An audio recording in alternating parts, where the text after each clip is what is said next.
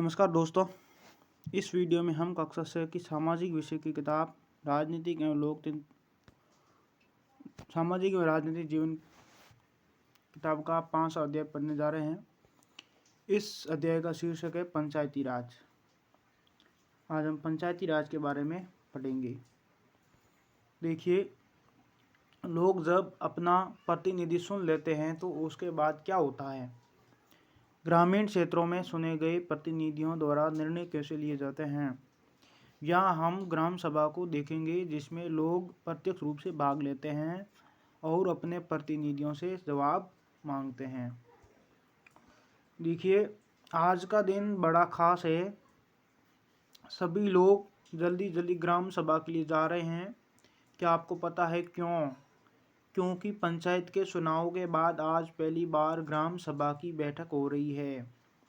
हरदास गांव के लोग ये जानने के लिए बहुत उत्सुक हैं कि नई पंचायत ने उनके लिए क्या योजना बनाई है। ग्राम सभा, पहले ये पढ़ लेते हैं सारणी में क्या लिखा हुआ है।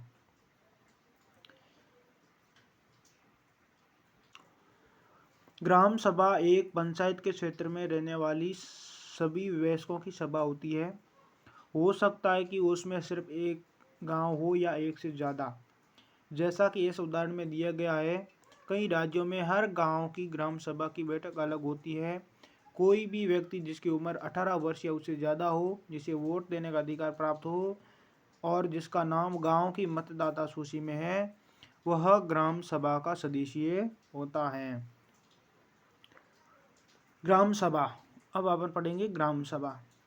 ग्राम सभा की बैठक की शुरुआत में सरपंच और पंच ने सड़क की मरम्मत पर होने वाले खर्च का ब्यौरा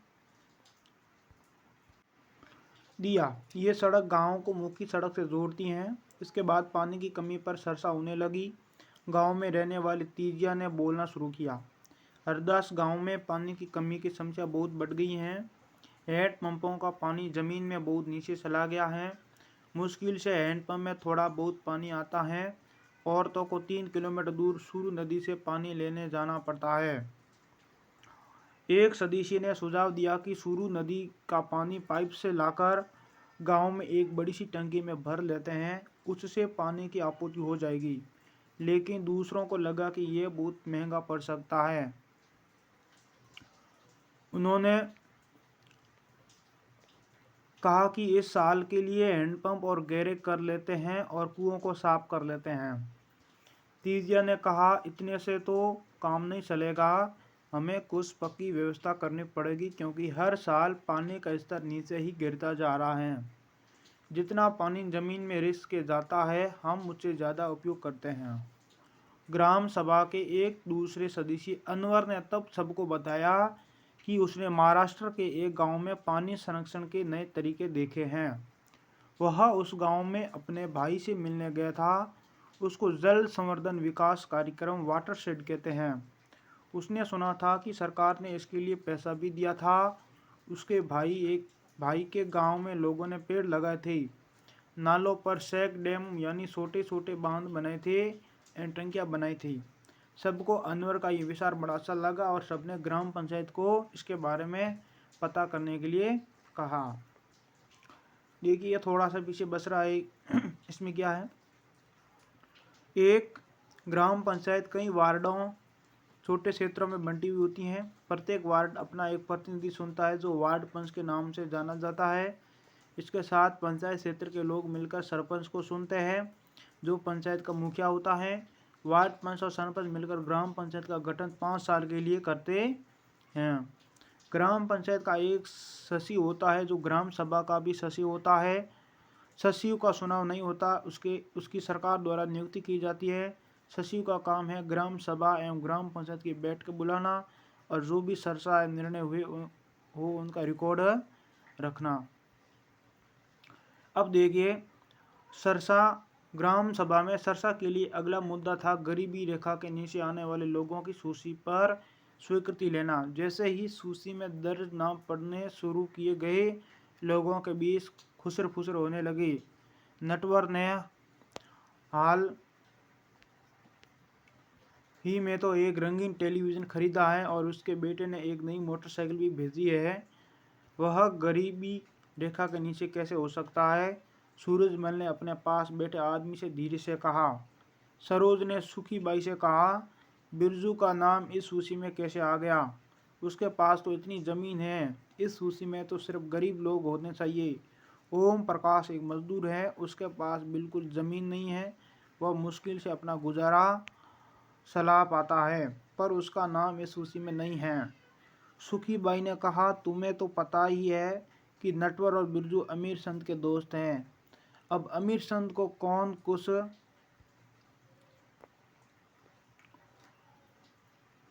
बोल सकता है? अमीर संत पहले गांव का जमींदार था और अब भी बहुत सारी जमीन का मालिक है, लेकिन ओम प्रकाश का नाम तो सूची में डलवाना ही चाहिए। सरपंच ने देखा कि लोगों के बीच में खुसर फुसर हो रही थी। उन्होंने पूछा कि अगर किसी को कुछ कहना हो तो कहे।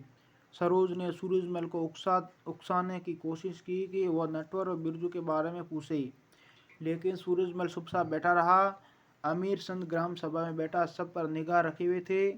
सरोज ने उठकर कहा कि ओम प्रकाश का नाम सूची में होना चाहिए।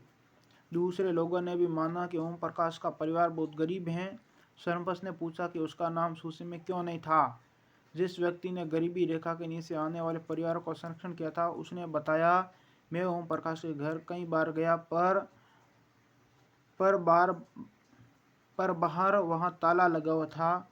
वो शायद काम ढूंढने के लिए गया हुआ था। सरपंच ने कहा कि ओम प्रकाश की पारिवारिक आय देखी जाएगी और अगर वो सरकार द्वारा तय की गई राशि से कम है तो उसका नाम भी सूची में शामिल किया जाएगा। नेक्स्ट है ग्राम पंचायत। ग्राम पंचायत की नियमित रूप से बैठक होती है। उसका मुख्य काम उसके क्षेत्र में आने वाले गाँव में विकास कार्यक्रम लागू करवाना होता है। जैसा कि आपने देखा, ग्राम सभा ही पंचायत के काम को स्वीकृति देती है, तभी पंचायत अपना काम कर पाती है।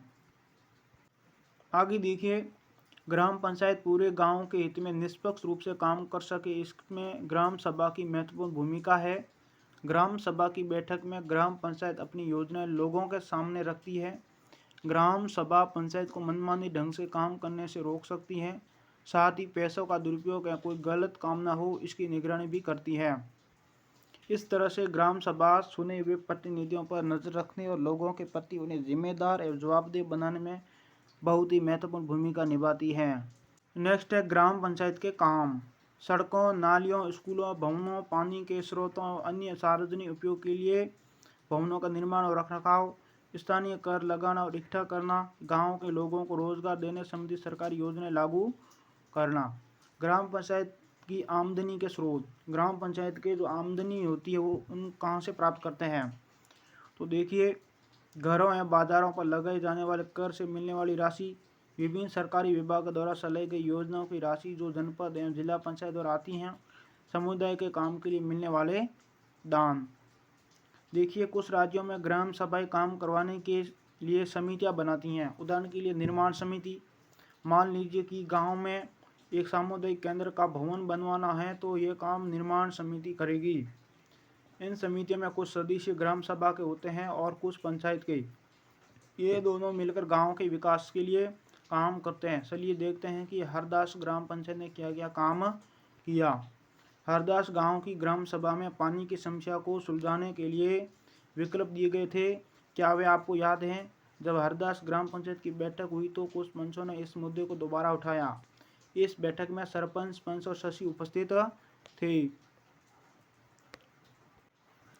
पंचायत के सदस्यों ने पहले एक कुआं साफ करने और 2 हैंडपंप को गहरा करने के विकल्प पर सोच विचार किया ताकि गांव को पानी के बिना न रहना पड़े। सरपंच ने सुझाव दिया कि चूंकि पंचायत के पास हैंडपंप की देखरेख के मद में कुछ पैसा है, सो उन्हें पैसों को इस काम में लगाया जा सकता है। इस पर सभी सदस्य मान गए और सचिव ने उनके निर्णय को रजिस्टर में दर्ज कर लिया। उसके बाद सभी सदस्य मिलकर समस्या के स्थायी हल पर विचार करने लगे। उनको पता था कि अगली बैठक में ग्राम सभा के सदस्य फिर से प्रश्न पूछेंगे। कुछ पंचों ने शंका जाहिर करते हुए पूछा कि क्या जल संरक्षण से पानी के स्तर में कोई विशेष फर्क पड़ेगा। इस पर बहुत चर्चा हुई। अंत में यह निर्णय हुआ कि ग्राम पंचायत खंड विकास अधिकारी से बात करके इस योजना पर अधिक जानकारी इकट्ठा करेगी। पंचायत के 3 स्तर। हरदास गांव की ग्राम सभा और पंचायत के बारे में पढ़ने के बाद आपको समझ में आ ही गया होगा कि पंचायती राज व्यवस्था एक ऐसी प्रक्रिया है जिसके द्वारा लोग अपनी सरकार में भाग लेते हैं। ग्रामीण क्षेत्रों में ग्राम पंचायत लोकतांत्रिक सरकार का पहला स्तर है। ग्राम पंचायत ग्राम सभा के प्रति जवाबदेह होती हैं, क्योंकि ग्राम सभा के लोग ही उसको सुनते हैं। पंचायती राज व्यवस्था में लोगों की भागीदारी दो और स्तरों पर होती है। ग्राम पंचायत के बाद दूसरा स्तर विकास खंड का होता है। इसे जनपद पंचायत या पंचायत समिति कहते हैं। एक पंचायत समिति में कई ग्राम पंचायतें होती है। पंचायत समिति के ऊपर जिला पंचायत या जिला परिषद होती हैं। ये तीसरा स्तर होता है। जिला परिषद एक जिले के स्तर पर विकास की योजनाएं बनाती हैं। पंचायत समिति की मदद से जिला परिषद सभी पंचायतों में आवंटित राशि के वितरण की व्यवस्था करती है। उसके बाद संविधान में दिए हुए निर्देशों के आधार पर देश के हर राज्य ने पंचायत से जुड़े कानून बनाए हैं। इसलिए पंचायत संबंधी कानून हर राज्य में कुछ अलग अलग हो सकते हैं। इसके पीछे मुख्य विचार यही है कि अपने गांव की व्यवस्था में लोगों की भागीदारी बढ़े और उन्हें अपनी आवाज़ उठाने के लिए ज़्यादा से ज़्यादा मौका मिले। अपनी अध्यापिका से निवेदन करें कि किसी चुने हुए प्रतिनिधि जैसे पंच, सरपंच, जनपद या जिला परिषद के सदस्य को कक्षा में आमंत्रित करके उनके काम और जिम्मेदारी पर बातचीत करें। इस प्रकार से हमारा यह पार्ट कंप्लीट हुआ। हम फिर नेक्स्ट पार्ट में मिलेंगे। तब तक के लिए आप सभी को धन्यवाद। आप ज़्यादा से ज़्यादा से कमेंट कीजिए, मेरे वीडियो को लाइक कीजिए, शेयर कीजिए और यूट्यूब चैनल को सब्सक्राइब कीजिए। हम फिर मिलेंगे नेक्स्ट वीडियो में। तब तक के लिए आप सभी को धन्यवाद।